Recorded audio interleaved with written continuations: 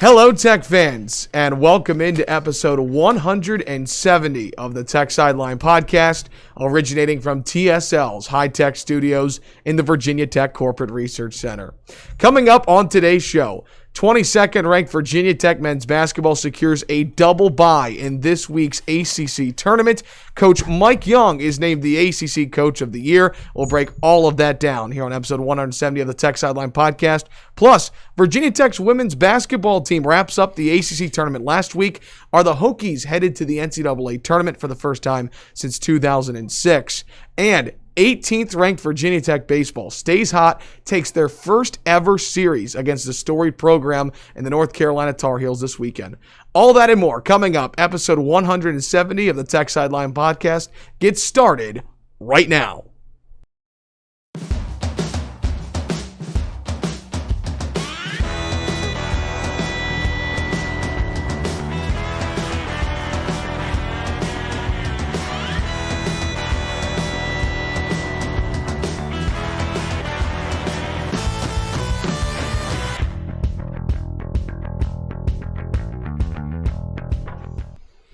Whether you are watching live or archives on YouTube, listening on Apple Podcasts, SoundCloud, Amazon Music, Spotify, Google Podcasts, or on Stitcher, nearly 10 different ways you can consume the Tech Sideline Podcast. We're so glad you could join us today as we record on Monday afternoon, March the 8th.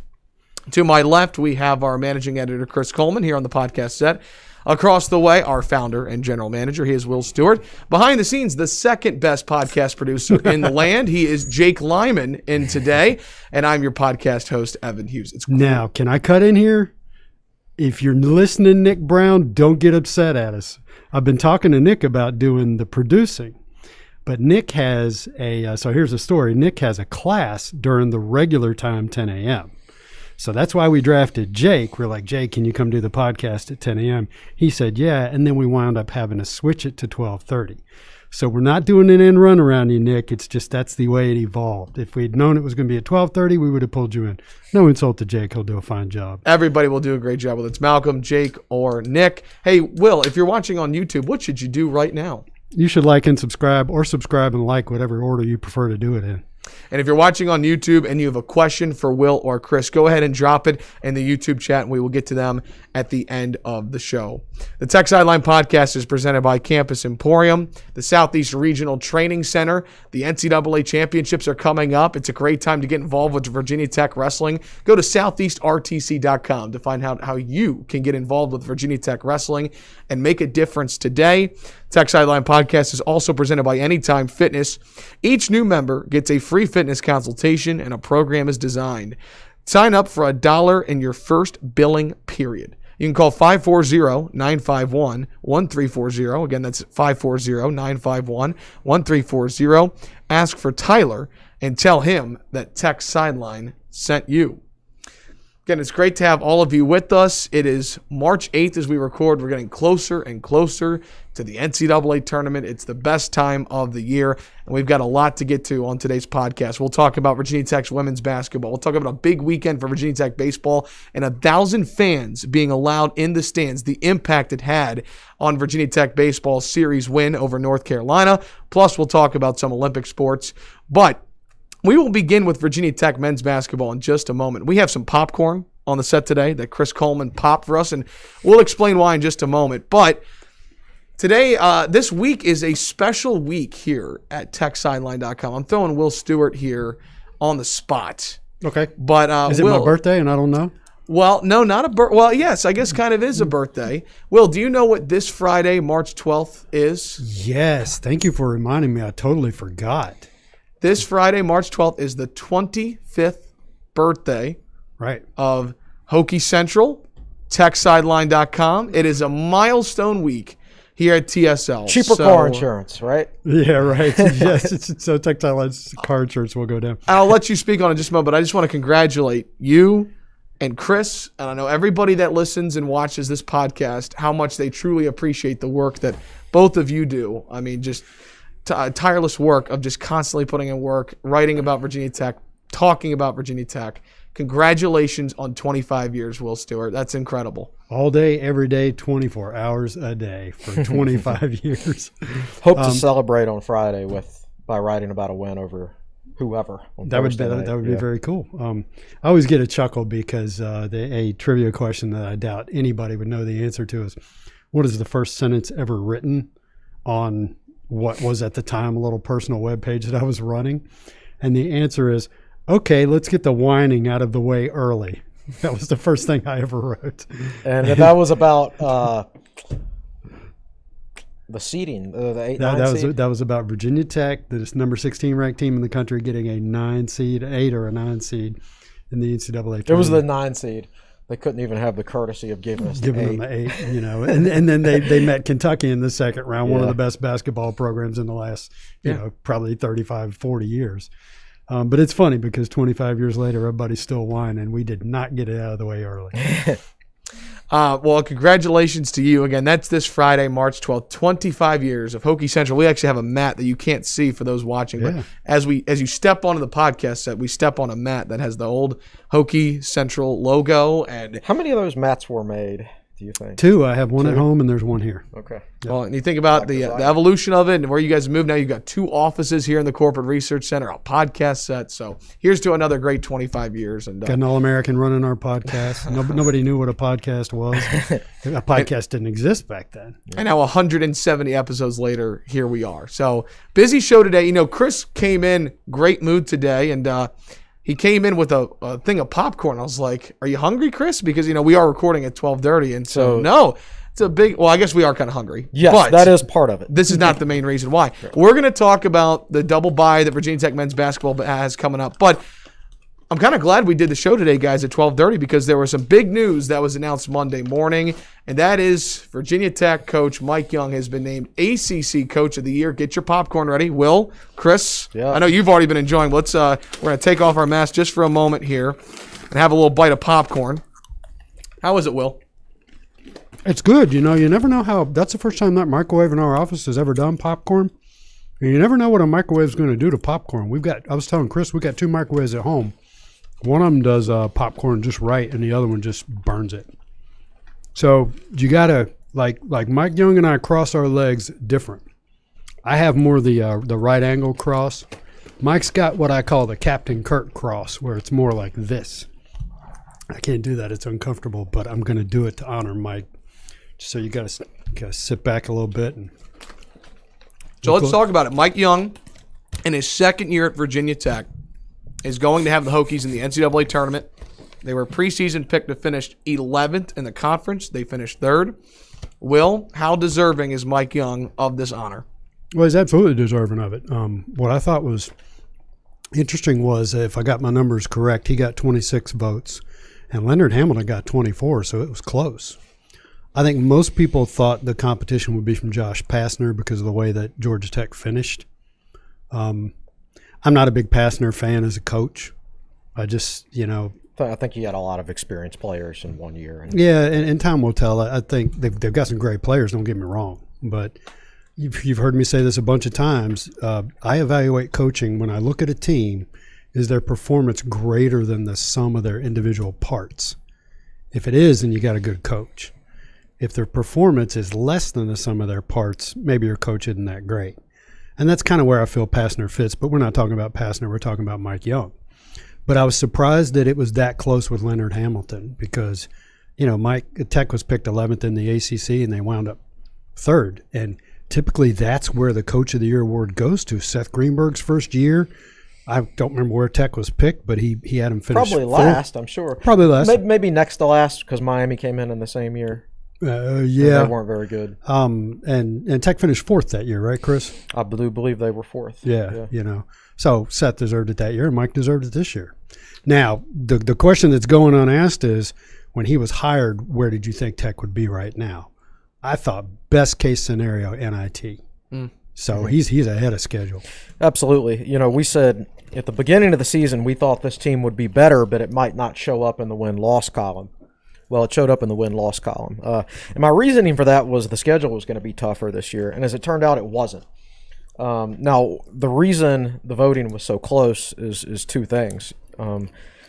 Tech played the fewest amount of games of any ACC team this year and only played twice in the last month. Yeah. Tied with Louisville and BC for the fewest amount of games.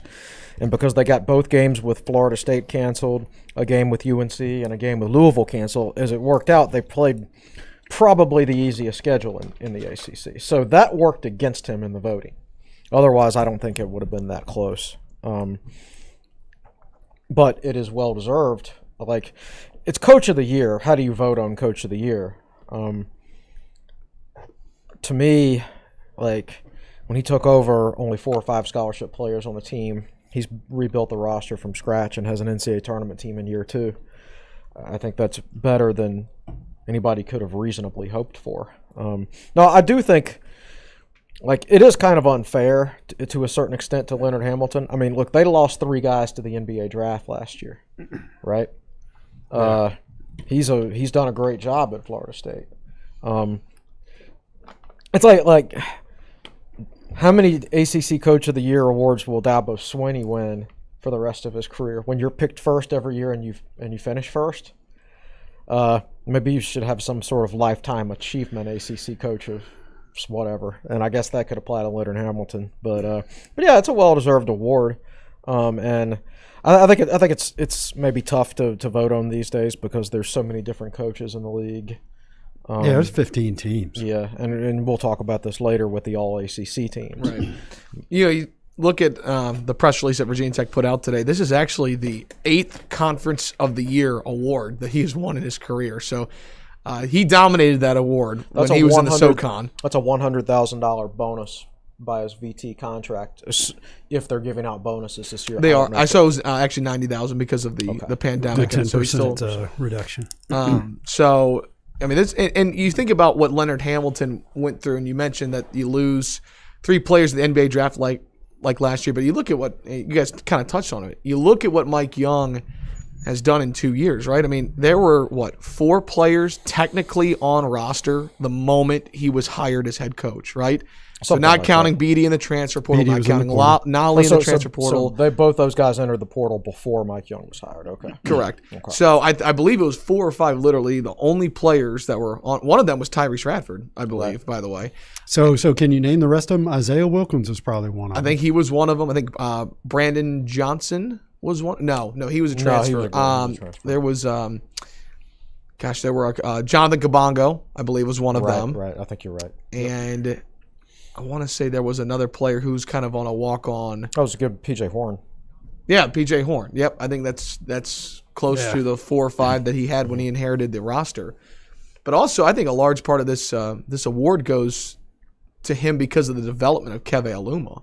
Right, he has said how good of a defensive player he was. He didn't know he was going to be this good player offensively, but he's second team All ACC, and I feel like that has a huge hand in this, Chris. Yeah. I think the development of Aluma has been fantastic, even if it has been surprising to Mike Young. I mean, I always assumed that Aluma was going to be a very good rebounder for Tech. I mean, his numbers at Wofford suggested that he would be, but I don't think anybody saw him turning into a player who could get you a double-double on any given night. Like, over his last 6 games, he's averaging 20 points and 10 rebounds per game. His last game, he made 5 of 5 from three-point range. What do you attempt, like 1 3-pointer his whole career at Wofford? And now he's out. Now Mike Young lets him shoot 5 times if he wants to. So it's you never know. Like some guys come into college, closer to their potential ability than others. So maybe when Keve Aluma first enrolled, for those of you watching, maybe his current ability was here and his potential ability was here, where others, maybe their current ability is here and their potential ability is here. But not everybody always reaches that potential ability, whether it be by injuries or whatever. But he has done a great job, and I think let's go ahead and get it out of the way early. I think the red shirt year helped him. And he's a redshirt junior now, and he's going to be a redshirt senior. Well, technically, that's like he'll be a 15 redshirt minutes junior in. again. 15 minutes in, we got the redshirt mentioned. Yeah, I had to go ahead and get it out of the way. But yeah, that's a big part of it. Any coach of the year winner will always say in his comments, "I'm coach of the year because I have good players." Yeah. And, yeah. Yeah. A couple other notes I want to point out about Coach Young winning Coach of the Year. Hokies 4-0 against AP Top 25 opponents here on Monday, March 8th. So that's really impressive. They finished 15-5, 9-4 in the regular season. Preseason 11th in the preseason standings. They finished third, a double bye at the upcoming ACC tournament, which we'll talk about in just a moment. It's the first time they've earned a double bye since the ACC expanded to 15 teams in 2014 and tied the highest seed earned in the ACC tournament since 2005. 04, not 05? quite, a little bit upper, or 2007. Last time the Hokies had a double bye. Yeah, in what the were they? ACC tournament. Were they the 3 seed that year? Lost to NC State, of course. Yeah, 2 times during the regular Right. season. My bad. I was thinking back to the number 4 finish in 05. Yeah, double bye. It's a shame that this is the first time they've had a double bye with 15 teams in the league. Right. And it's bad timing for it, though. Well, it's not bad timing, but like at the same time, it's tough. It's going to be tough to properly take advantage of it, right? Because when they tip off on Thursday night, I think they will have played 2 games in the last 34 days. Yes, and that will be their first game in the month of March. Right. Yeah. Right. Yep. So it's just I'm not unhappy about it. Don't get me wrong. Now, a thought that went through my head, though, the difference this time around is have they been able to practice Mike more Young guys? said on Packer and Durham this morning that they've been able to practice more effectively this time than their last first time. shutdown. Yeah. Right. So that's key. Yeah. He also mentioned this morning on Packer and Durham that it's really been the contact tracing, that they have not had a positive test He said it's in been- their program for a while. And by a while, I guess that means before the season started, because they never got shut down at any point until last month. So There was a positive test last month, but wasn't it a staffer or a coach or something like that? Not a player. He specifically said no player is tested Right. Okay. positive Okay. in a long time, and I had heard that a couple of guys had tested positive before the season, but yeah, they're getting stopped now due to contact tracing. One thing, I get a text from Damian Salas right now, texting in, not a double bye in 2007. There was not enough teams with 12 teams, so I Right, guess it's the highest seed. So this is the first double bye, actually. So yeah, really interesting stat there. And opinions differ on whether that's an advantage or a disadvantage. Sure. No, there's Depends on who you play. I mean, yeah. So Virginia Tech back in action. And guys, it's hard to believe. So February 6th is the date that Virginia Tech played at Miami, and Hunter Couture had the buzzer beater to send the game in overtime. And then there's only been 2 games since. It's almost like it's, from a Virginia Tech perspective, it's like it's not even basketball season anymore, right? I agree with that. Yeah. It's been very odd to watch other teams play and not play yourself. I guess it's how Duke fans felt in the month of December. UVA fans felt in December, early January when they were shut down. I guess they were shut down in December. I can't stop eating this popcorn. Yeah, it's good, isn't it? I got the buttery kind. Yeah, look, all the popcorn's just yellow, which is how you know it's going to be good. So let's go ahead and look at the ACC tournament that begins this week. And Virginia Tech with the 3 seed there at the bottom part of the bracket. North Carolina is the 6 seed. So they will await the winner of Wake Forest and Notre Dame. I have to think that Notre Dame is going to be favored in that game. Yeah, I would think so. Fair to say. Yeah, I think pretty much anybody would be favored over Wake Forest at this point. And then North Carolina, Notre Dame, the likely matchup that you'll see on Wednesday, March 10th in the second round. And then the Hokies will play at 9 o'clock on ESPN or ESPN2, the winner of North Carolina and Notre Dame, Wake Forest. So That's funny. I saw that it was ESPN. the bracket here has ESPN/2. So I would think it's probably going to be on ESPN, the nightcap on a Thursday. I'll keep an eye on that so I have our schedules correct. So at any rate, it won't be on the ACC Network. It'll be on ESPN or ESPN2. But, Chris, you look at this bracket in North Carolina, a team that the Hokies did not play this year. They were scheduled to. The game was postponed and then didn't happen in the regular season. They've got Garrison Brooks. They've got Armando Bacot, a taller team. Doesn't seem like a guard-heavy North Carolina team. So what do you think about that potential matchup? They're kind of like, from a size standpoint, they're always kind of like Florida State, a long and athletic team. They'll run, 4 or 5 guys at you that are anywhere from 6'9" to 7 feet tall is what it seems like every year. And I think maybe the difference between UNC and Florida State is that Florida State, maybe does have better guard play. Yeah. But still, it's always been a tough matchup for Tech because of UNC's size. What I like about this year is the fact that Tech finally has a little bit of size of their own. They don't have to go, guard Bacot and Garrison Brooks with, PJ Horn, who's 6'5", right? They can they can actually have some legitimate size in there to match up with them. Not as much size as UNC, but a lot closer than it has been in years past. What you don't like, of course, is that North Carolina has been playing for the last month without shutdowns, and they're peaking right now. They're playing pretty good ball right now. They thrashed Duke pretty good on Saturday. Yeah, I can't see. I can't see a lot of factors working in Virginia Tech's direction. Maybe, do you remember that one year, Chris, where Tech got a bye in the first round, and they were playing at night? Their first game, it was going to be a 9 or 9:30 tip. And I think they were playing Wake Forest, and the night before, Wake Forest had gone to at least one overtime against somebody and had played well past midnight. And then the next day had to play Virginia Tech at night. And the game was competitive at first, and then you could tell Wake Forest ran out of gas. I don't know that that's going to happen with UNC. The only game I actually remember against Wake Forest in the ACC tournament was the one when Jalen Hudson scored like 30 or 35 points. And that was year one of the Buzz era. And Tech won that game. All right. Well, but so if anybody watching can remember, am I making that up or what? Let me know. So again, the Hokies. Let's just play the hypothetical here.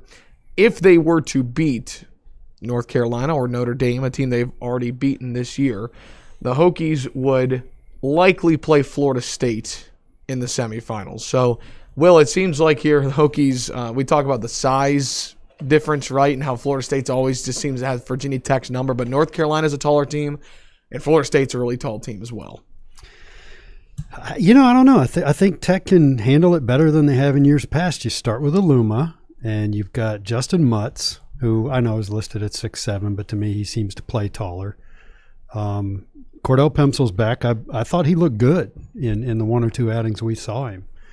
So it just becomes a question of what happens at the guard positions.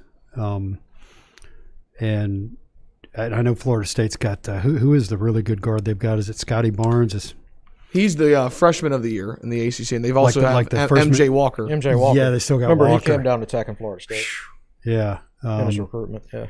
So it's. I know it sounds odd to say this about Florida State, but that's actually what worries me more is Walker and Barnes at the guard position. And keep in mind, Florida State would play likely Louisville in the quarterfinals. So also very tall. Could very well see the Cardinals upsetting Florida State, getting to the semifinals. It's possible. I don't know what to make of Florida State on a neutral court.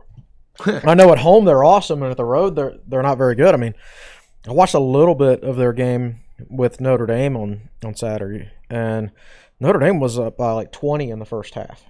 Florida State came back and cut it to single digits in the second half, but still ended up losing by 10 or 12 or something like that. But that was a game, generally speaking, that Notre Dame controlled from start to finish. And Notre Dame is not a good basketball team. All right. So Florida State just has so much trouble on the road, but they're so dominant at home. But what about a neutral court? I don't know. I guess we'll find out.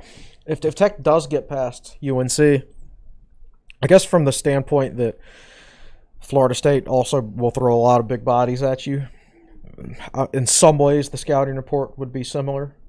And I'm sure people who know a lot more about basketball than me can point out a lot of differences too. But it's not like a completely different matchup going from one day to the next.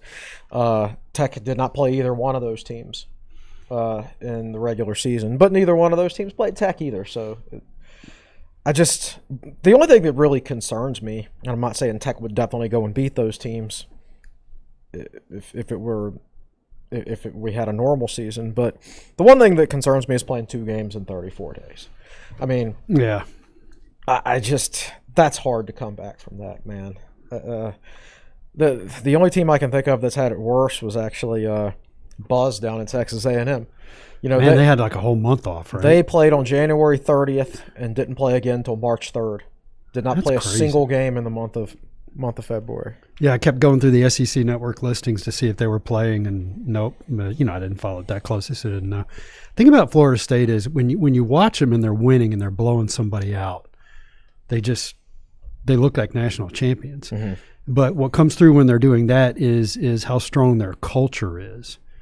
And so when you watch them and they're playing well, it looks to me not like just a talent thing, but a culture thing. The way they don't appear to have egos, the way they share the ball, and the way they really seem to enjoy. I mean, there's so much talent on that team, but I don't see guys who look upset that they're not playing more and things like that. I haven't looked at their stats this year, but peak Leonard Hamilton years, they'll play 10 or 11 guys. Yep. Yeah. And it's hard to keep 10 or 11 guys happy with playing time. But he manages He it manages somehow. it, yeah. But when they lose, it's like they just nap. Well, the thing is, like, they're such a talented team that whenever they lose, it's like you could argue that they didn't lose a game this year that they should have lost, right? I see what you're saying. So, like, they didn't win any games that they weren't supposed to win, but every game they lost, they should have won from a talent perspective, Yeah. right? So that's why it seems like they underachieved to a certain extent. But there's only one unbeaten left, right? Gonzaga. Correct. They haven't lost. Yeah, Baylor has lost, Baylor right? lost. Mm-hmm. Yep. So we just looked at the bracket, right? Now let's come back a little bit and talk about again, bringing it home again, the fact that the Hokies have played in 3 games since February 6th. You said that's what concerns you most. This team, to my understanding, has not had a game in which Tyrese Radford, Jalen Cone, Cordell Pemsel have all played together since December 29th Good Lord. against Miami, including Pemsel. I think Radford and Cone played together in late January. Right. But they still have not been full strength. One of my big questions going into this week, Will, is will Jalen Cone be able to play this week in the ACC tournament? Because to me, if he can play well, I think Virginia Tech's a different basketball team. The ceiling is raised when he's playing well. I guess that's a question for Mike Young. And I guess they didn't ask him that this morning on Packer and Durham. I don't know that they didn't. The clip I saw was only about 2.5 minutes long, which I don't think was the whole conversation. Last week he said Cone would be out for the regular season, and they hope to get him back for the ACC tournament, basically. Ah, okay. So, to me, that's maybe he plays, maybe he won't. But if he does play, what kind of shape is he in? Because you talk about the team only playing 2 games over the last month. Well, that's the same for him. He only played like 5 minutes of that Miami game and then has missed almost all the practices since then. So is he even in shape enough to play more than 10 minutes or something like that? And for a guy like him who's such a – I don't want to call him a streaky shooter because that's such a cliche. But that's where his that's his thing. And he was not, as we detailed in the last podcast, he was not shooting well the last few games. He was something like 5 of 29 or something like that from outside. You just don't know what is his mind going to be like when he comes back.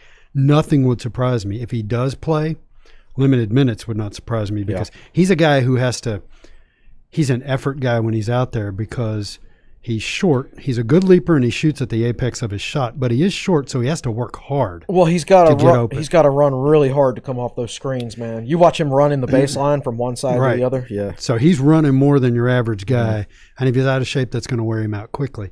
So nothing would surprise me from an 0 for 5 performance to a 5 for 5 performance. Right. Nothing would surprise me. Yeah, and he's one of those guys.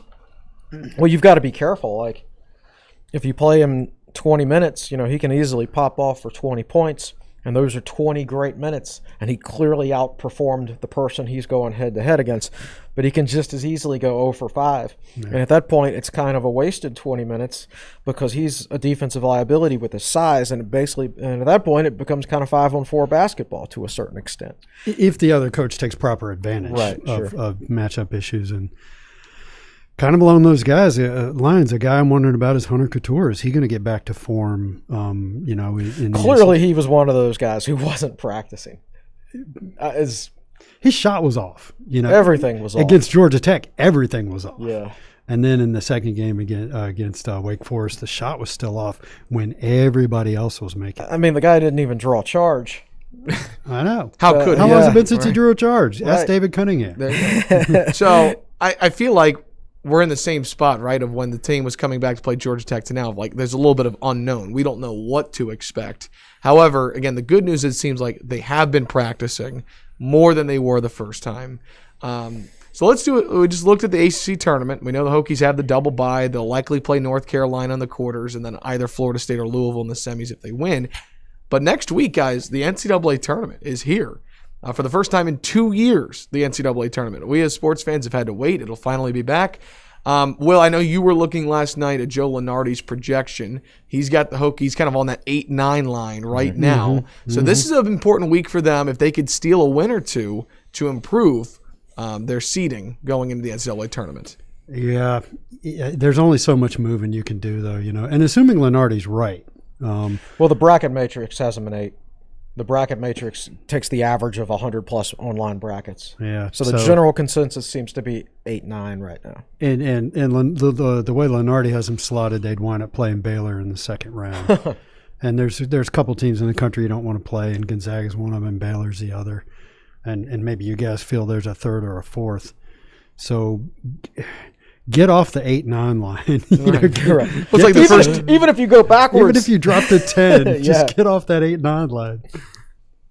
yeah, no, there's it reminds me of 2017 and 2018, right? They open up against Wisconsin, first time on a buzz, and then if they had won that, they would have And that played, I was want to say Kansas. That was like the best 8-9 seed ever. I know, Wisconsin. yeah. Didn't they go to the Final Four that year? They did. Yeah. They made it. That was a really good team. And so not only were they good, but they were a bad matchup for Virginia. Right. Oh, no, they would have played Villanova. Then the next year, Tech played Alabama, lost, and then if Should they have had won won, that. Tech didn't play well that game. Yeah.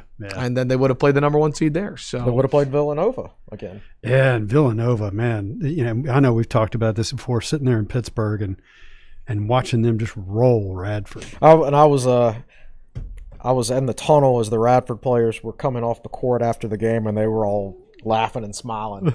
It's like they were just amazed by the talent that they just played. Now, that said, I remember wanting to play Villanova. That was the team I wanted to play because Villanova, Tech wasn't a big team under Buzz, and Villanova is, generally speaking, not a big team.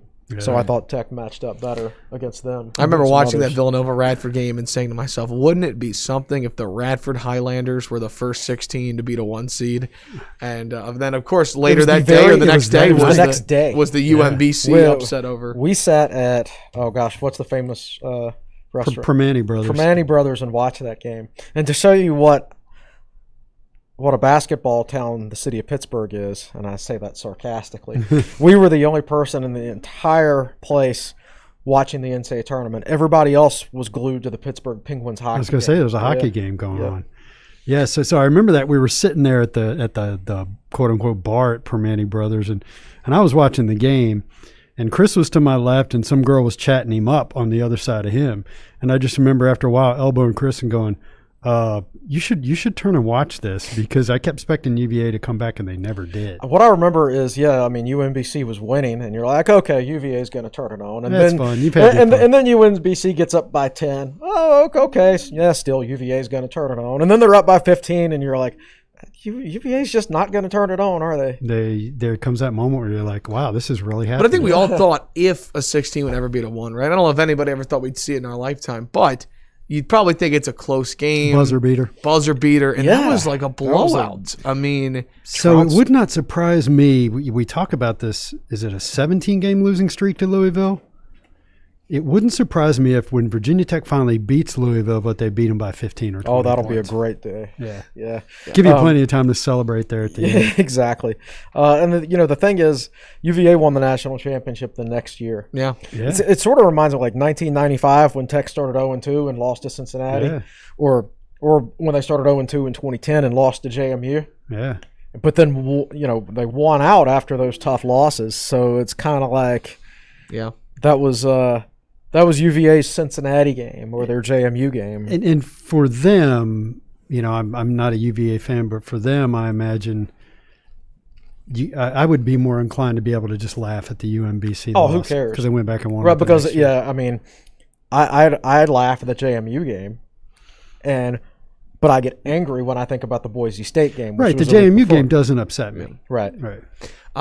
Also, one final thought. I'll never forget watching UVA's first round game the following year, the opening round against Gardner Webb, 116 the year they won the national championship, and they were trailing, I want to say, by like 7 or 8 at halftime. Yeah. And I remember sitting there texting my dad, said, no way. Not Could again. you imagine? Yeah.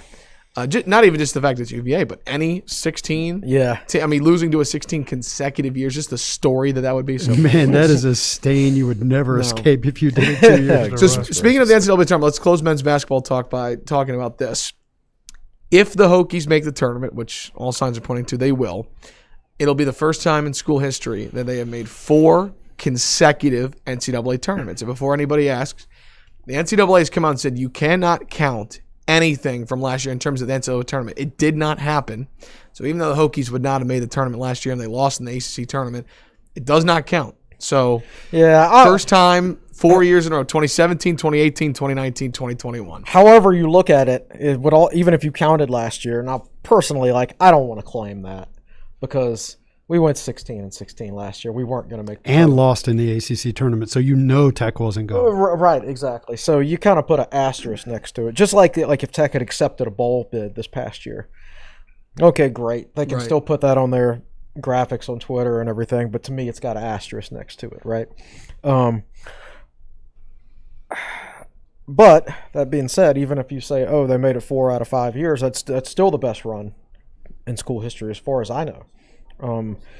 It's pretty incredible. Like if you go back to Buzz's second year at Tech, when Tech won 20 games and made the NIT. So they won 20 games for 4 straight years with 3 NCAA tournaments and a Sweet 16. And then they dropped back to 16-16 last year with a bunch of freshmen. And this year they're going to the NCAA tournament again. Only 15 wins, but would have been 20-plus in a regular year with a full non-conference slate. So you're talking about a perennial 20-win team now, is what the Tech basketball program has turned into. And until the very end, that's where Seth had gotten them. Yeah, I remember Seth couldn't get him into the NCAA tournament though. Right. There was a 4-year stretch though where they won something like 88 games over 4 years. Oh yeah, and didn't. That was the whole Delaney Allen era. Yeah. basically. Yeah. So 20 wins is 20. Generally, 20 wins will get you into the tournament.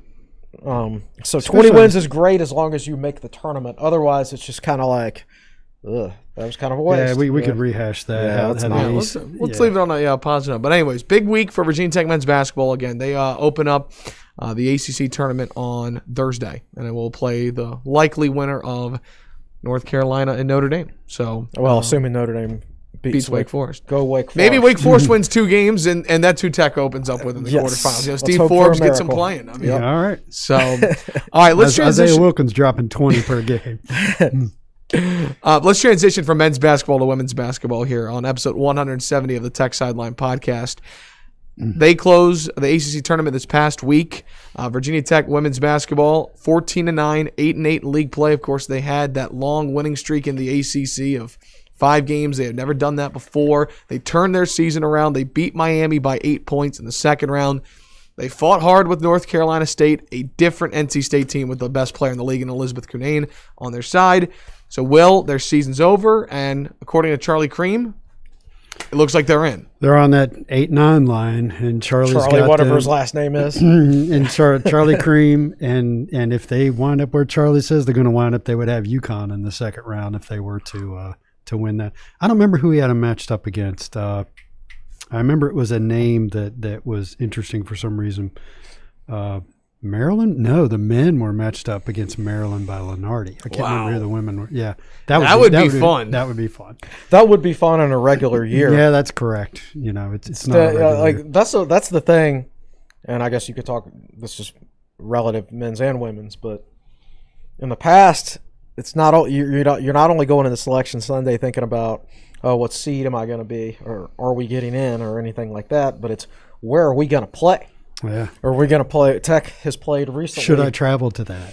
Tech is, you're right. I remember I was going to go. I wanted to go to Buffalo for the Tech Wisconsin game, but that snowstorm came in on the East Coast. You remember? Yep. The entire East Coast, and then we went to the Pittsburgh. Yep. And then the Sweet 16 year they played in California for their first 2 games. Yeah. And I almost went, but then I banked on them. Yeah, they're going to get through and go to the Sweet 16, in which case they're playing in D.C.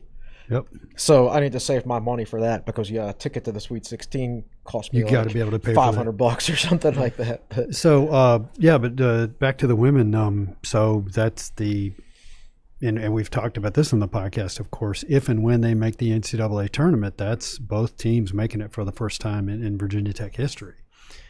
And they were, correct me if I'm wrong, but at one point they were 2-7 in the ACC, right?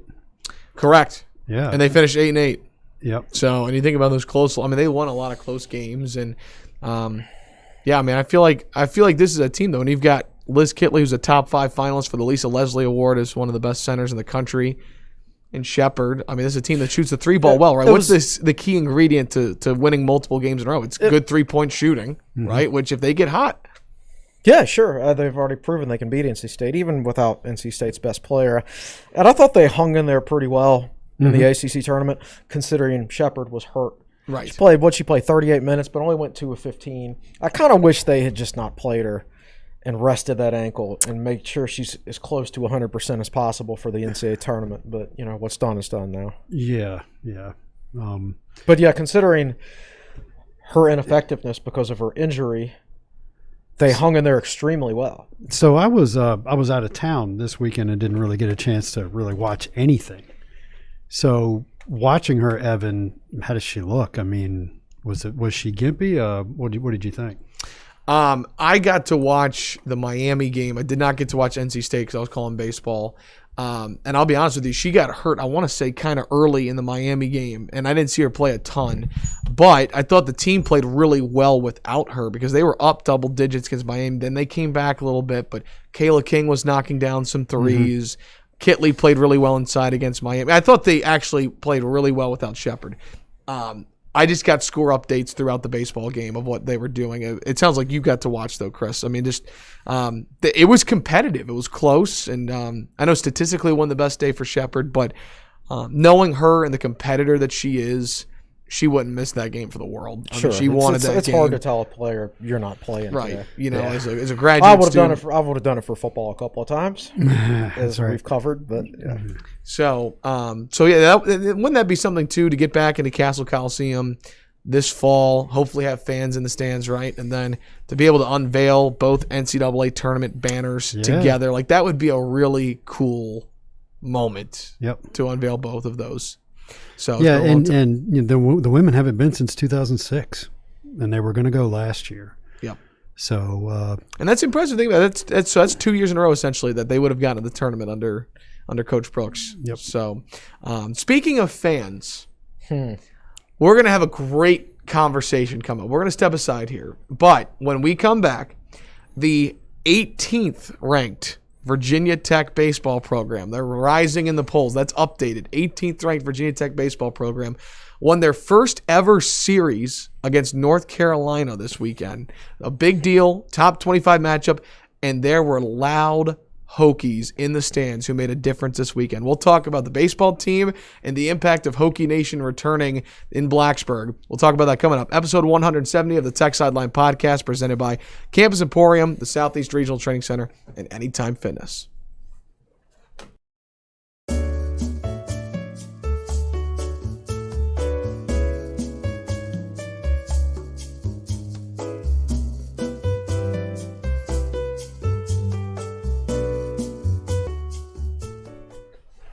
Welcome back to episode 170 of the Tech Sideline Podcast. So great to have you with us, whether you're watching or listening. Recording on Monday afternoon, March 8th. Evan Hughes alongside Chris Coleman, Will Stewart, Jake Lyman behind the scenes. If you have a question for Will or Chris, go ahead and drop it in the YouTube chat. And while you're at it, it doesn't matter if you're watching archived. Please hit the like and subscribe button. We greatly appreciate it. The Tech Sideline Podcast is presented by Campus Emporium, proud to sponsor the TSL community. A portion of every sale is returned to Virginia Tech in support of its endowment for excellence, student programming, and need-based scholarships.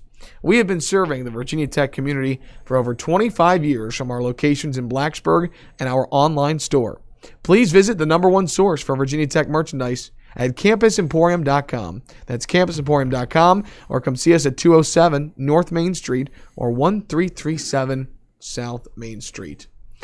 All right, so we transitioned from talking about basketball to talking about something that we have wanted to discuss for a long time. It's been a long time coming, and that is the return of Hokie Nation, cheering in the stands, a live sporting event for the first time in a year.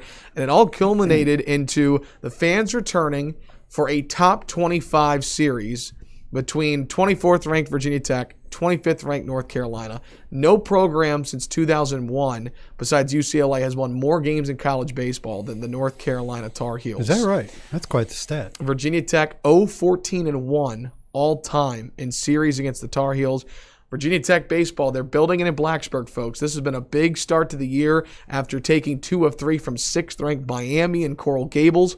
And how did the Hokies follow it up this weekend at home? They take game 1 10-6 after trailing 6-1. They exploded for a 7-run 5th inning. They win game 2 6-4, and they drop game 3, but they take their first ever series. Chris, I had the pleasure of being there for all 3 and calling all 3 games. I know you watched a lot. Will, you were following along. But Virginia Tech baseball, Chris, I think it's really fair to say this is a very legit team that's going to win a lot of games this year. Yeah, seems to be. They're certainly hitting the ball very well. More home runs this weekend. You know, I was driving by the stadium at one point on Friday, and like every late winter, early spring day in Blacksburg, the wind was blowing hard out to center field. And you kind of see it's blowing out to center, but it's going from right field towards left field. So you see the ball carry that way a lot. And that's where you saw some of those home runs go over the weekend too. It gets up in that jet stream and just keeps going. And I think it maybe there were a couple plays where I thought, especially that triple that was right over the center fielder's head, I thought it surprised him, the carry of the ball. It just kept going and going and going. And he probably thought it was going to be a fairly routine fly ball. So I'm impressed with what Tech has done so far. You know, at one point when they got down on Saturday, I was like, sweet, got them right where we want them. We're losing. Right. You know? It's I don't know what I would do if now we've got to figure out our reactions when we take a lead. Like if we're the first team to score and we're up after like 5 innings. Yeah. Because And, that's good. and even the same thing happened on Sunday. They got down, was it 4-0, 5-0? And then they come right back bottom 2 and score 5 Right, runs. And right. took a 5-4 lead, which went away after the third, I believe. Yeah. Let's start on Friday. We'll talk about Hokie Nation here in a minute, the difference. I want to talk about the games itself for a moment and then talk about the crowd because it was one of the storylines of the weekend. It was the loudest I have ever called a baseball game. I've had the pleasure of calling over 200 baseball games in 3.5 years, a lot of them in Minnesota. But this was the loudest environment I have ever been a part of for a baseball Including series. this St. Cloud Rocks, is that what they're called? Including all the games you've done for them, this was the best atmosphere. And there have been some great crowds. I hope nobody from the Rocks are listening right now because there have been some great crowds up there. We've had 2,000 fans for it, and there have been some loud moments. But the difference was in this weekend, and we'll talk about in just a moment, is just that it felt like a playoff game. And it felt like North Carolina and Virginia Tech, it felt like a heavyweight fight on Friday and Saturday. And the big reason why, let's start on Friday here, Chris. So, low-scoring game early. Peyton Alford is a graduate student who thought he was going to have his final season of college baseball taken away because of the pandemic last year. He's a guy who came in after a JUCO. He was a bullpen guy. They made him a spot starter. Now he's in the weekend rotation. 4 1/3 innings pitched. Career high, 10 strikeouts. Tech struck out 21 batters Friday night, right? So 21 of 27 out of outs. 27. Yeah. Which is a program record. And again, I think I talked about this a little bit last week. To win in Blacksburg, you have to build a pitching staff that can get ground balls and miss bats. Because as Virginia Tech is showing offensively, if you get the ball up high in the outfield with the weather in Blacksburg and the elevation, it's going to carry. So you got to keep the ball on the ground and you got to miss bats. And so when you strike out 21 of 27 batters, your pitch count's going to be higher. You're only going to last 4 1/3 or whatever. But it's hard to score when you're striking out every time. And, Right? This is a good offense in North Carolina. I mean, Justice Thompson came in there 300 hitting 520 on the year. Right. And this is also a North Carolina team who just beat Virginia in 2 or 3 games last week and a top 25 team. They won like 3-2 and 2-1. So they've been winning some low-scoring games. Right. But real quick, so 4 1/3, that's what, 13 outs, and 10 of the 13 for Alford, the lefty, were punch-outs. So And that's right on par with 21 out of 27, same ratio. he was terrific. So 21 strikeouts in the game Friday is a program ACC record. We'll go ahead and mention this as well. They struck out over 41 batters as a staff this weekend. That's a program record in a series. So what is the ACC record for strikeouts in one game? In an ACC series. I would love to know the answer. Or in a game. Like if Tech struck out 21 out of 27, I mean that's got to be approaching the record, you would think. Yeah, you start getting up around 18, 19, 20, 21 strikeouts. Oof. That's an insane number. Whether it's an individual doing that, right, or whether it's a staff doing that, that's a number. You just don't see that very often. And then they come back the next day and strike out 15. Right, which was, and I tell you what, but a lot of the credit goes to the bullpen too, because Alford was great on Friday. Chris Gerard was gritty on Saturday. It wasn't his best performance in the box score, but he battled through some jams and was really good. And then Simonelli on Sunday. But back to Friday real quick. So it's this back and forth game, and Alford strikes out 10. He leaves. Bullpen struggles a little bit. Matthew Siverling comes in. He hadn't given up a run all year. Gives up a 3-run home run. There were some runners on in his first plate appearance. So Hokies get out of this inning, and they're down 6-1. And it's the first big deficit they faced all year. They faced 2 against Miami, 2 come from behind wins last weekend, but I don't think they ever got down more than 3 the entire weekend. And they respond by batting through their lineup, scoring 7 runs, and the moment of the game really, and Coach Sheff told me this on Saturday, that the biggest hit of the game with 2 down, Tanner Schobel, this true freshman who has just been a stud. He leads Tech in home runs, I believe, and RBIs. Hits a 2-run triple off the wall in center, ties the game, and then in the next at-bat, Cade Hunter, 2-run bomb to right, puts Tech up 8-6. I mean, it was electric. It really was. Yeah, I bet the fans are going nuts. So let's talk about the fans here for a moment. So only 250 fans have been allowed into Castle Coliseum in the winter. And there were players' parents and right, a few friends of the program and things like that. Yeah, so let's set the table. The governor came out and said that you could have up to 1,000 fans in an outdoor venue, and that's where Tech set their attendance. So I went and did the research, and the last full season they played was 2019. They had 29 home games. I don't know if you saw me tweet this out, Evan. They had 29 home games that year. Only 4 of them did the attendance go over 1,000.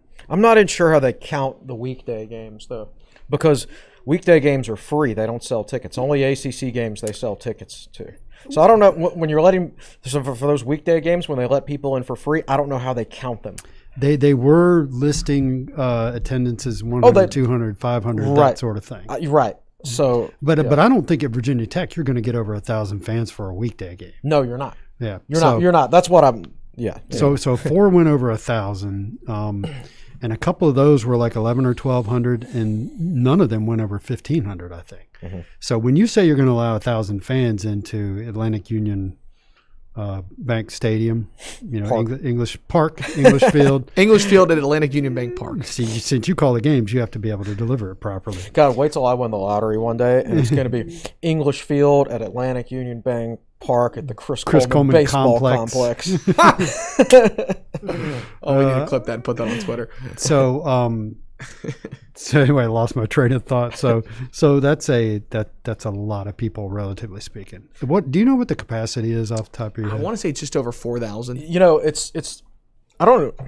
There's not an official number of seats because the terrace area out in third base and left field. Yeah. Right. You just bring your chair in there, or you just sit on the cement or the whatever. So I don't know if I've ever actually seen an official capacity. Well, and I know that the grand opening after the renovations, there were a bunch of people there for that Friday night game. I want to say against Louisville a couple of years ago. But so I'm looking down, and I had the pleasure of filling in for Brian Johnson this weekend on the Virginia Tech Sports Network, and I look down, and there are just about 20 to 30 students, especially, that are screaming. And I mean, like, you know, every clap with 2 strikes before a strikeout, Right. but they are just rowdy. And so in the first game, I mean, that 5th inning when they scored 7 runs, the place felt like it was 4,000 people full and the Let's Go Hokies chants. But then, best part about these students were they were looking up the North Carolina players on Instagram, finding their significant others' names and chanting them. I mean, it was more than just Let's Go Hokies. I mean, the North Carolina players, you could feel the like intensity of not just these 2 teams playing, 2 top 25 teams, but how badly North Carolina wanted to play because of our fans. And Right. it was rowdy. I mean, in a good way. I mean, it was everything you would want in a baseball environment we had this weekend. So let me jump in and fill in some other things because I listened to some of it a little bit on the radio. I watched Sunday. I watched a fair amount of Sunday's game. So some of the things the students were doing is when a North Carolina batter struck out, they would do the left, right chant all the way Just like at back to the basketball dugout. games, yeah. Just like at basketball games. And what I busted up laughing at on Sunday was I think it was top of the 2nd, and Alba was pitching for. It may have been. I think I missed the top of the.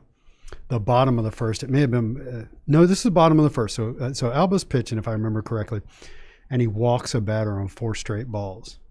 And so the students start chanting ball 5, and he throws, and he like threw it into the dirt.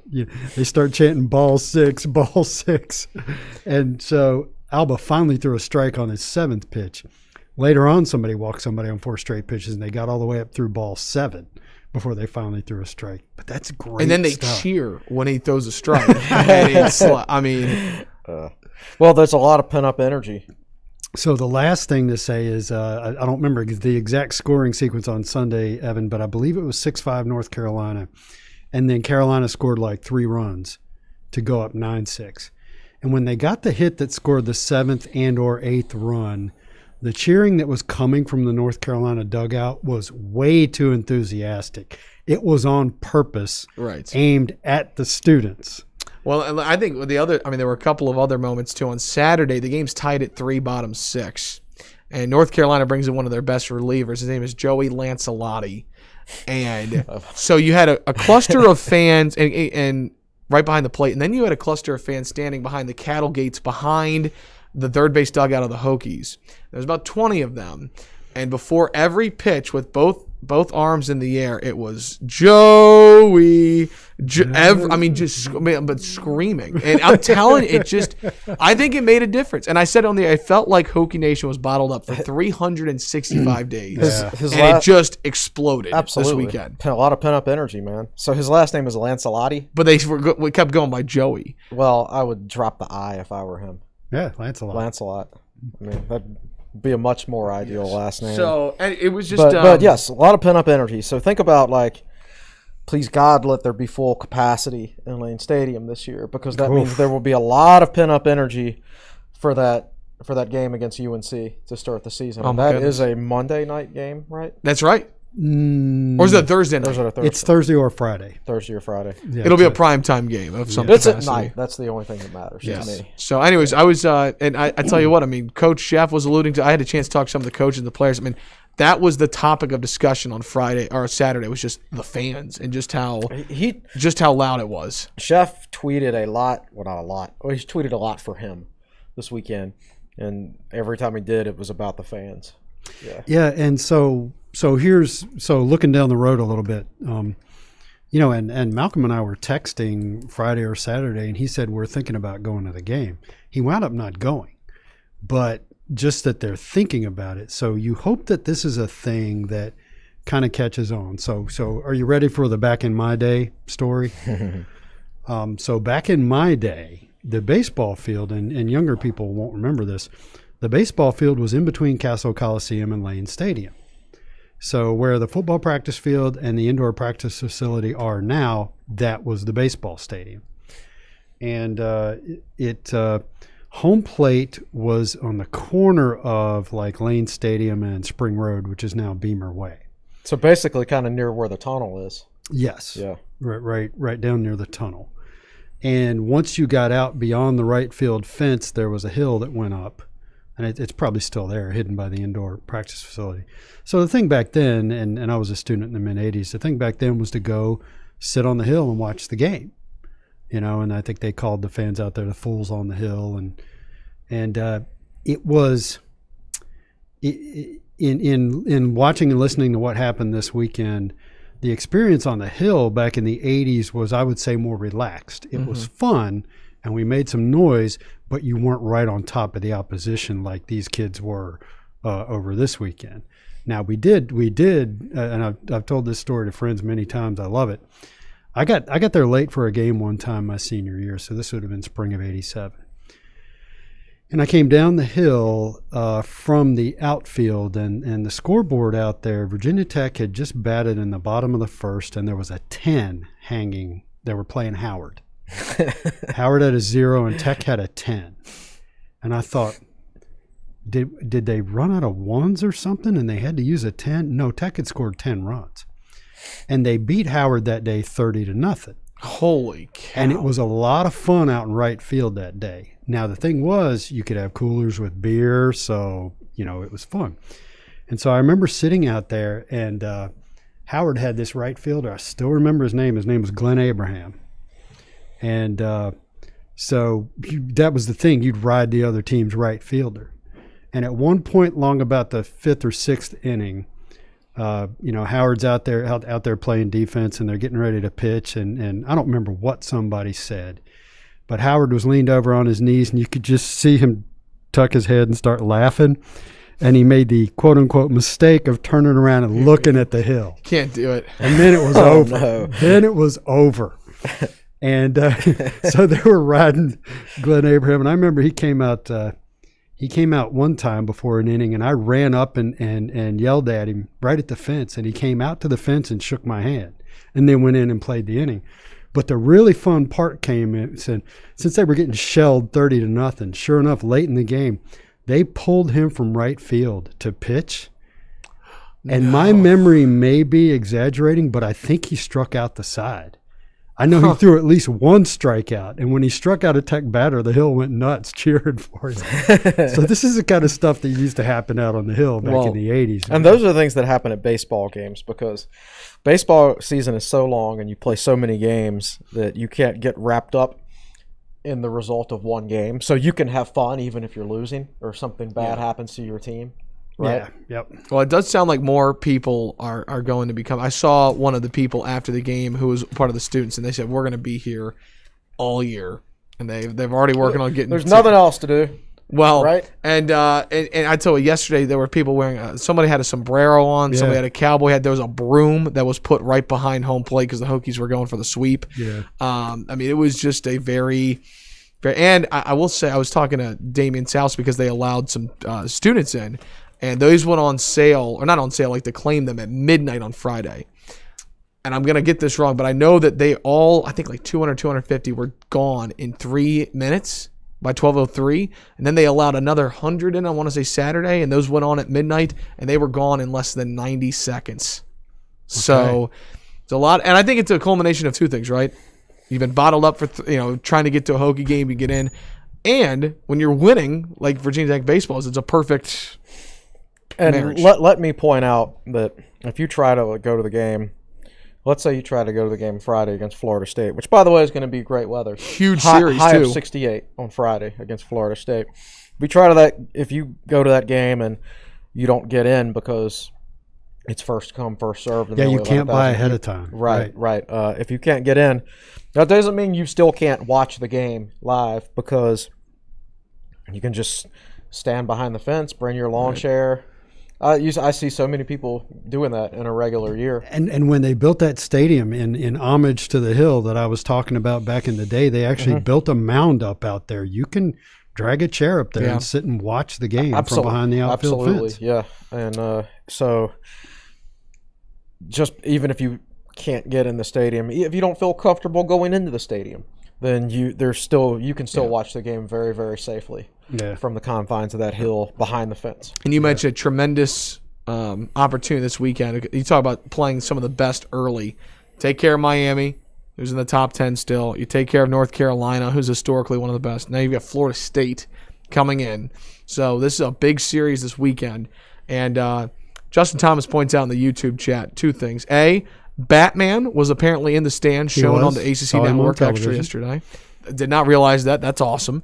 And then 2, he goes, not a question, but you guys should mention just how young this Tech baseball team. That's a great point. Who was a freshman that hit a couple homers this week? Help me out. Schobel. Help me out here. Count real quick. I'm going to go through all the redshirt freshmen or freshmen that are playing significant innings. Cade Hunter started starting catcher, redshirt freshman. TJ Rumfield, starting first baseman, redshirt freshman. Tanner Schobel, true freshman at second base. Fritz Genther, redshirt freshman at shortstop. Ooh, I like that. That's crazy. Now, that's going to lead to some mistakes this year. And a lot of the COVID, the red shirt, by the way. Hunter and Genther and Rumfield are all COVID red shirts. Right. And I like that starting middle infield is young, and they're going to have 3 or 4 years together, depending on the major league draft, to build that chemistry. And they will get better defensively. I guess 2 series in, the more you play, the more you figure out your strengths, and the more you figure out your weaknesses too. And I would say right now, this team's weakness is defense. Yes. Yeah. So that's where they can make the most improvement. Yeah. How can you strike out 21 and yet still give up 6 runs or something like that? Right. And there were some errors. Friday night. There were some errors on the infield in yesterday's game that cost Tech the game. Yeah, those were tough balls to field, though. And can't forget about Jack Hurley as well, who had his first career home run, a true freshman center fielder. First career home run on Friday, and then had a 3-run homer yesterday to tie it in the second. So, anyways, I mean, there's just a lot. He's a freshman too. Hurley is a true freshman. So you can't get out of here without telling the Tanner Schobel story. I can't get out of here without telling it. I don't think I told you about this, Chris. So yesterday's game, I'm out driving around and I'm listening to it on the radio. And Evan, you did play-by-play Saturday night, right? I did, yes. Yep, Friday and Saturday. Yeah, so on Sunday you were on the radio doing color. And who was doing the play-by-play? Brian Johnson. So on Saturday, Tanner Schobel hits a home run, first career home run, and you called it. And you put that up on SoundCloud, and I listened to it. On Sunday, Schobel's batting, and Brian Johnson says, even if Schobel's here another 3 or 4 years, he will never forget that moment yesterday, his first home run. And he's joking around with you, and he says he'll never forget the play-by-play guy who called it. and so you're like, oh, it was great. It was an electric moment. And Brian says, tell you what, if he hits another one out, I'll let you call it. I am not kidding. Within 2 seconds, you hear on the radio, ping, and Evan Hughes starts calling a home run for Tanner Schobel. One of the craziest moments. He literally said, you call it. Ping. I mean, it was like, and then I just jumped in and called it. High fly ball, straight away left. And I had some people listening, and Will texted me too and said, initially they thought it was I thought they were replaying the clip from the night before, playing the highlight of it last night, but it was, just right on cue. So, but no, when Evan said his second home run in 2 days, I was like, holy cow, that just happened was live.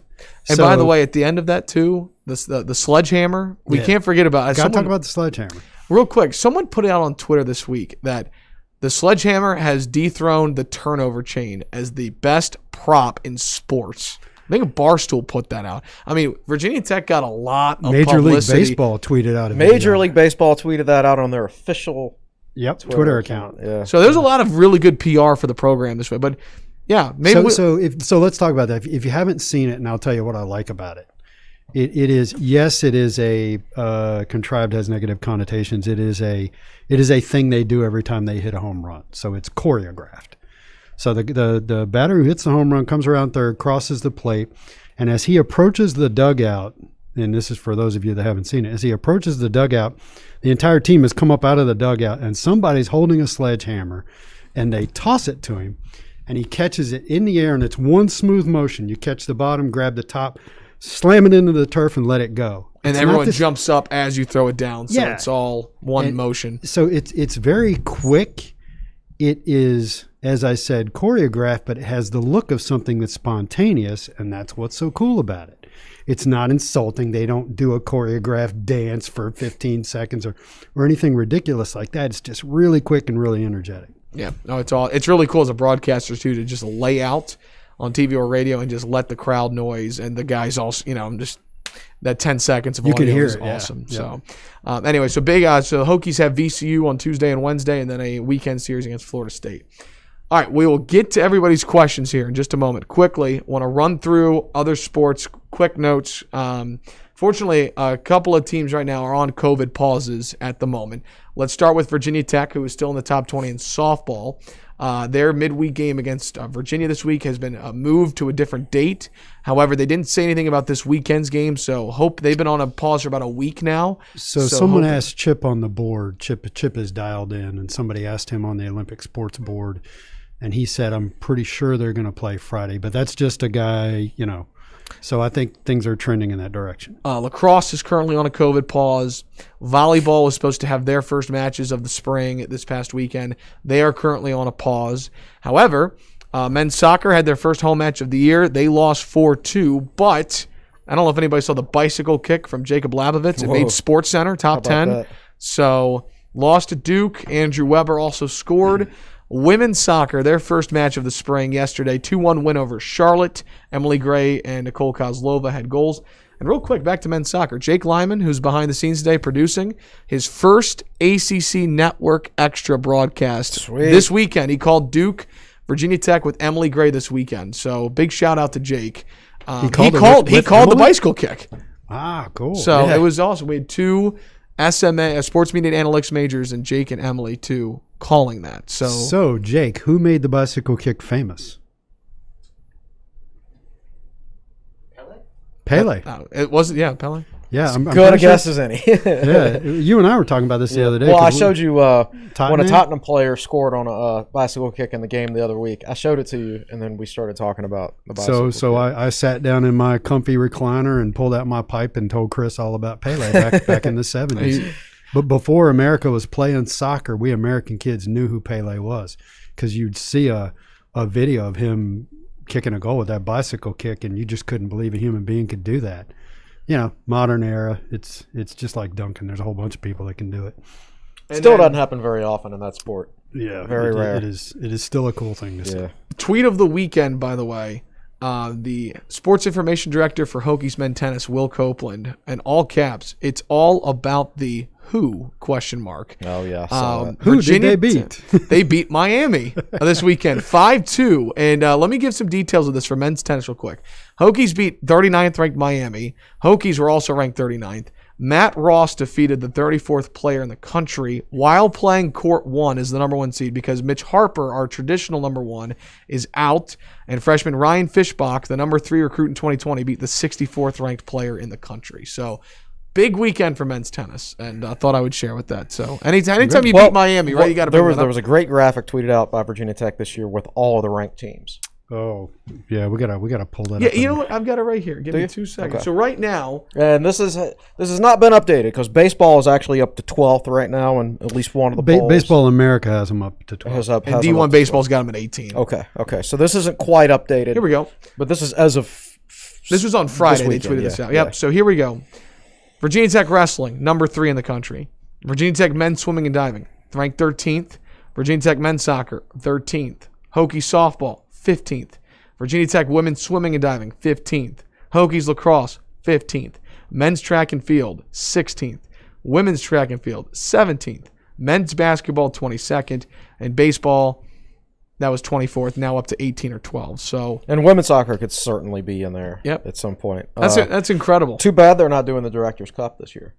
You know, when COVID shut down sports last year, Tech was 18th in the Directors' Cup, Which and I is think really which is remarkable easily for Tech. easily the best they've ever done. Yeah. So we actually could see some sort of a Virginia Tech record this year if they were actually doing the Directors' Cup this year. Yeah. All right, let's transition and get to some questions here. I do want to note real quick, we see some football questions, and no, we're getting fired up for spring practice. We're going to start talking more Hokie football on the podcast. We'll be doing some position previews here shortly. Yeah, we have to find out when spring practice starts. It's on my to-do list today, actually. I was telling him yesterday. We're going to time some previews, and Evan and I were even tossing around the idea of doing 2 podcasts a week instead of just 1. And splitting up a little shorter podcast, do football-based and everything else. So, and by the way, we didn't really talk a ton of wrestling today. We've got some questions on that. There, NCAA championships coming up. So let's get to everybody's questions. First of all, Josh Park, the popcorn looks amazing. Yeah, I think Chris did a lot of damage on his. I did. I'm going to save mine for later. Jacob Yates, hey fellas, wanted to see if I could get a quick question on football recruit. Looks like Virginia Tech has a real shot at Gunnar Givens. Just curious about thoughts. I think in a normal year, Virginia Tech would have a great shot with Gunnar Givens. But I just think this year, with everything that happened this past year, and when you read every article about the program and Fuente on the proverbial hot seat or whatever, I think it would be very difficult for Gunnar Givens to pick Virginia Tech this year. I think Tech will probably finish 2nd or 3rd. But it's a long way to go, too. The locality, the closeness plays to Tech's advantage. But generally, speaking these days, the best players go to the same 5 schools every year. That would be an enormous upset, right? If he were to come here, right? It would be. I think he and likes Tech. I don't want to be that way, but Yeah, I don't think it's likely. He also chimes in. I didn't realize this. Also hoping to talk about baseball being ranked number 1 in RPI. Oh, well, they've played a tough schedule. So obviously Miami. It's not like it's not just who they've played, but it's who their opponents have played. So Miami, before they played Tech, played a 3-game series with Florida, who was like preseason number 1. North Carolina played a 3-game series with UVA, who was preseason top 25.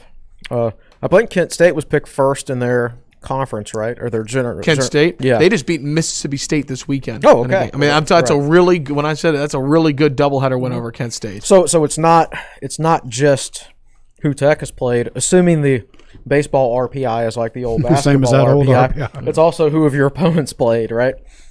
So, yeah, the math adds up in Virginia Tech's favor from an RPI standpoint. And that's why, I mean, they're going to the NCAA tournament this year. Right. Even if they somehow finish with just a completely mediocre record, they're going to go based on computer numbers, I think. So at this point, Georgia Tech is the class of the Coastal. They're 5-1, and Tech is 4-2. They just beat. I didn't realize Louisville was ranked number 1 in the country, so that's why they are climbing up. In one poll. So, yeah, the ACC baseball folks. I mean, Pittsburgh, Boston College just took a series against Auburn this weekend in Auburn. Yeah, wow. So the teams that Wake Forest is a good. I mean, there's literally no easy series in the ACC. There's not. Like I think in past years you might see Pittsburgh. This is like there's no guarantees. ACC baseball was like, if you take like the Yankees, the Red Sox, or at least how the Red Sox used to be, the Dodgers, the Nationals, the Braves, put them all in the same division, right? That's kind of what ACC baseball's like. It's what ACC basketball used to be like. Well, Stuart, can you buy the same old school VT logo black pullover Mike Young and staff wear at Campus Emporium? Ooh. The last time I traded emails with Campus Emporium about that, they were, quote, looking into it, unquote. So much of that stuff, you have popcorn on your... I'm sure I do. I'll put my mask on. You won't be able to see it. A lot of that stuff, and you see this with the football program too, is with Tech's Nike contract, so much stuff gets produced special made just for the staff and players and is not available in stores, which I think is ridiculous because I tried to get somebody in that athletic department to steal me a Grit hat or a Grit shirt, and nobody ever did it. And I would, if they sold them, I would buy one, and I bet a lot of other people would buy them too. Well, we seems like a missed opportunity. We carried the Grit stuff, and it sold pretty well while they were winning. Right. So once Wake Forest came along, the Grit stuff didn't sell as well. Right. Let's see here. A couple other questions. Any news on Mekhi Lewis's injury? I have not been on the wrestling board to find out if there's any news. So Roby will typically do podcasts here and there with guys like Jason Bryant, and I'm sorry I was out of town this weekend. I was gone Friday, Saturday, and So I'm not fully up to speed on things. Last question. Justin Thomas, a fun one to look forward a little bit. Looking at next basketball season for men's hoops, what do you believe are, all caps, reasonable expectations of output for the team in terms of wins, rankings, etc.? Well, it's difficult to ask that question these days because you don't know what the schedule is going to be. Like it used to be when the ACC was 12 teams, and you played a 16-game schedule, or you were going to be playing almost everybody twice. But the schedules are unbalanced. You don't know who you're going to be playing twice. You don't know if you're playing North Carolina once. You don't know if it's going to be home or away. So it's very difficult to predict from that standpoint, not to mention that you don't know the non-conference schedule at this point. But I think considering Tech is in the NCAA tournament this year, and they'll bring everybody back, it's a very fair expectation to finish, top 5 in the ACC and go to the NCAA tournament again. And once you get to the NCAA tournament, you don't know what the matchup is going to be or anything like that. So our guy GC Hokie 34, who has coached college ball and hangs out on our basketball board.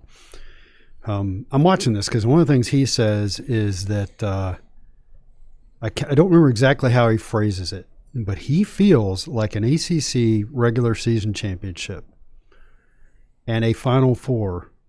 I don't want to put words in the guy's mouth, but he's typed this more than once, that he thinks that a regular season championship and competing for a national championship is possible for Virginia Tech next year. That's how strongly he said next couple of years. So those are his expectations and his respect for Mike Young and the program. I'm not going to step out on that limb. I just want to be a perennial NCAA tournament team. Yes. The thing is, if you go to the NCAA tournament every year or nearly every year, you will eventually break down some barriers that you haven't broken down before just by luck of the draw. Well, it took UVA years of being a one seed and finally breaking through and winning a national championship. They were the class of the ACC for 4 or 5 years. Right. But, right. And getting those 1 seeds and 2 seeds, and then they finally broke through. That's right. The more you get there, your chances of making the Sweet 16 if you go to the NCAA tournament once a decade like Tech used to do, well, they're not very good. But if you go 3 years in a row like Tech just did, your chances increase. You got one Sweet 16 out of it? Right. So. Yeah, sure. So just the perennial goal of this program to be an NCAA tournament team. And I don't set goals from this far ahead, at least, because I don't know who's going to transfer out. I don't know who's going to transfer in. And like I said, the schedule being unbalanced these days, we don't know how it sets up. But if you just set your goal, which I think at this point is a realistic goal for the program, is go to the NCAA tournament more years than not, and there will be some deep runs involved if you start going every year. Well, and the early returns certainly point towards great player development. Yes. So you take a guy like David Gasson. Oh, yeah. Solid player as a freshman. If he develops like Aluma and Mutz and Hunter Couture have done under Mike Young, he would be a Mutz caliber player next year. He'll be a good player. Aluma the year after that. So if those kind of things continue to happen, it's going to be interesting. And keep in mind that every player on this team could come back next year. But that's also true of basically every other team. But what I was just thinking about, though, is so let's take Louisville, for instance. Carlik Jones could come back, but I would say the odds of he's going to go to the NBA. Yeah. Matthew Hurt, is that his name for Duke? Yeah. He could come back. He's probably going to go to the NBA. Is there anyone on this team you think that could go to the NBA after this year? No. It favors programs that are good at player development. Yeah. To get if they get players for an extra year. Like let's say Hunter Couture decides to play a 5th year at Virginia Tech. He will have that option one day since this is a free year for everybody. It just means a more developed Hunter Couture. Yeah. While Coach K's best player left after 1 year, right? Or 2 years or 3 years or whatever. So I think it sets up well for Tech because Tech is proving to be a good player development program. Yeah. Well, the words Final Four National Championship just came out of Will Stewart's mouth, quoting somebody. So this is not the first time we've talked national championship about the basketball team.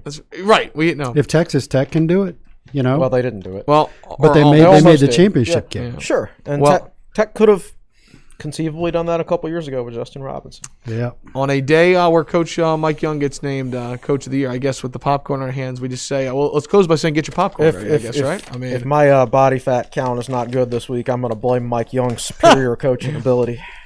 that'll wrap things up here. Episode 170 of the Tech Sideline Podcast. Will, Chris, any departing thoughts?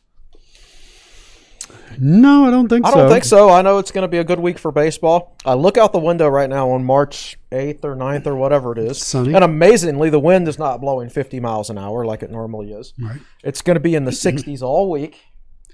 Even, Tech plays VCU at home tomorrow and Wednesday. Take Thursday off, and then high of 68 on Friday for Florida State. So if you go to any of those games this weekend, go on Friday because that's going to be the best weather. The chances of rain actually increase on throughout Saturday, Sunday. the weekend. Yeah. But I think we can be thankful for this weather that we're getting because it's technically still wintertime. Yeah. Yes, and we will find out when spring practice is getting ready to start and start doing some football-related content around that. Oh, I'm sorry. We can't close the podcast without asking what's coming up on TSL this week, Chris Coleman. It's interesting. I think I'm going to take a 1 week pause on my PFF grades. I was going through Twitter this morning and, being the soccer fan I am, I found a retweet that went over like the 20th richest teams in the world and what percentage of their revenue comes from ticket sales, right? In other words, which ones are being impacted the most by COVID with nobody in the stands? And of course, Tottenham was first. All right. 24% of their revenue comes from ticket sales. So I thought it would be interesting to look at the ACC teams and Football, or maybe all the Power 5 teams. football, you mean? Yeah, well, for generally speaking. Yeah. Just because you can go to the USA Today website and it breaks it down by ticket revenue, donations, blah, blah, blah, but the ticket revenue takes into account all sports. So just straight up ticket sales, what percentage of an athletic department revenue comes from ticket sales? And those are the higher the number, the more they're going to be affected by COVID-19. Right. I was looking through Virginia Tech's numbers this morning, and it was like 22 million in ticket sales out of like 96 million in revenue. But there were some other teams like Minnesota who had higher revenue but fewer ticket sales. Yeah. So they're not impacted nearly as much as a team like Virginia Tech. But Right. that's just one or two examples. So I want to look at all the numbers and do that comparison. I think that So, I but- could probably have that done by Wednesday or Thursday or something. By the way, Clemson has said that they are aiming for full attendance next year. Oh, everybody's aiming for full attendance next year. Yeah, well, Clemson already had an advantage this year of having something like 17,000 fans per game. So that's probably 1.7 million per home game they made that Virginia Tech and UNC and UVA didn't. So anyway, I know you gotta get out of here. Yeah, got to go on to class with Professor Roth. Yes. Professor Roth. Yeah. All right. Well, that'll wrap things up. Episode 170 of the Tech Sideline Podcast. Want to shout out Jake Lyman today, doing a great job. Second best podcast producer in the land. Jake, thanks for your efforts today. And be sure to follow us on Twitter at Tech Sideline, at Will Stewart TSL, at Chris Coleman TSL. We'll be back Monday to preview the NCAA tournament and recap the ACC tournament. So I just got a direct message. Somebody's going to get me a grit shirt. Wow. I should have said this out loud on the podcast a long long time time ago. Yeah.